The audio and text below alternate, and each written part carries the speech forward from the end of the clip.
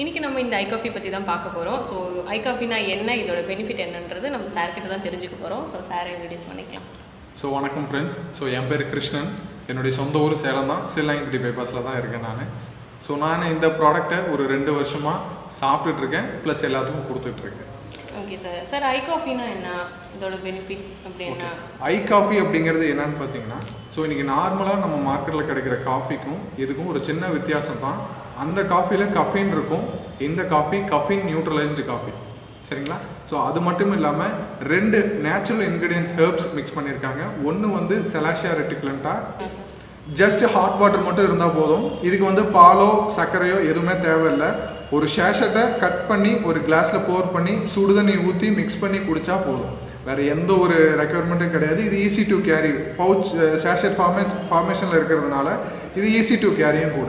Okay, இது வந்து குழந்தைங்கள்லேருந்து பெரியவங்க வரைக்கும் யார் வேணால் எடுத்துக்கலான்றீங்க? யார் வேணாலும் எடுத்துக்கலாம். ஓகே, இது சுகர் இல்லாமல் வேறு என்ன ப்ராப்ளம்ஸ் இது நல்லா? ஸோ இதில் இருக்க இன்க்ரீடியன்ஸ் வேறு அப்பார்ட் ஃப்ரம் டயபெட்டிக் வேறு எதுக்கு சப்போர்ட் பண்ணுதுன்னு பார்த்தீங்கன்னா, நம்ம LDL லெவல் கொலஸ்ட்ராலை ரிமூவ் பண்ணுறதுக்கு சப்போர்ட் பண்ணுது. அடுத்தது வந்து இன்ஃபர்டிலிட்டி ப்ராப்ளத்துக்கு நமக்கு சப்போர்ட் பண்ணுது. ஸோ இந்த மாதிரி வந்து பார்த்திங்கன்னா 1-2 இல்லை, இந்த காஃபி குடிக்கிறதுனால நிறைய பெனிஃபிட்ஸ் இருக்குது.